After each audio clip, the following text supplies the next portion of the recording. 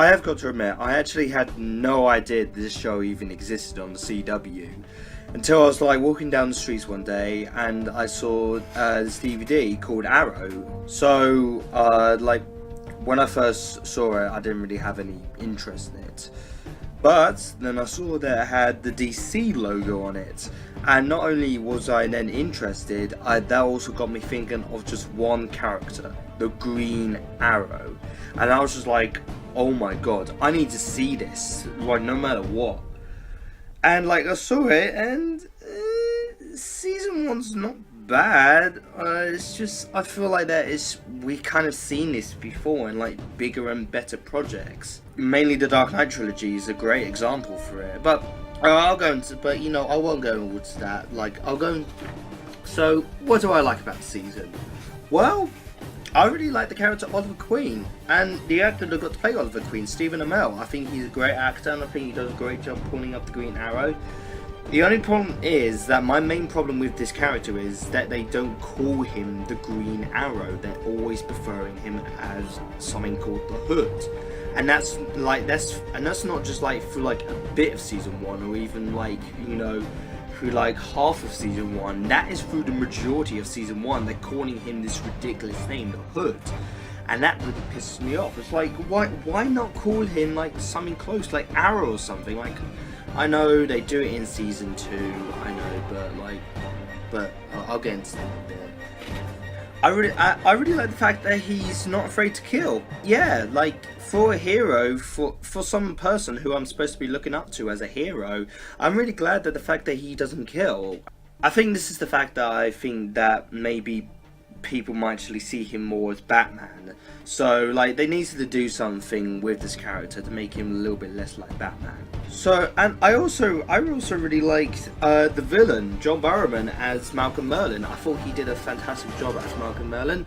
I also really like his plan. Like, I won't spoil anything for you, but down through the season, he really, really gets on your nerves, and he really starts pissing you off.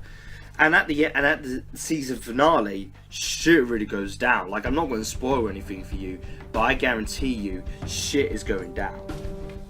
So, I've gone on what I like about the season.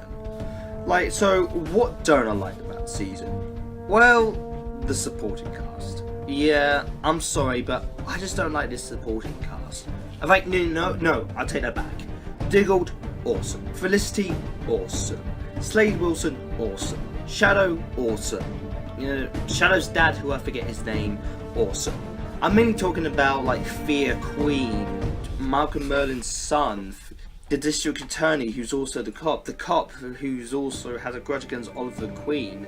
Like, I just did not care about these guys. I was like, yeah, from a show that's supposed to be like getting me invested in these characters, I don't really care about these guys.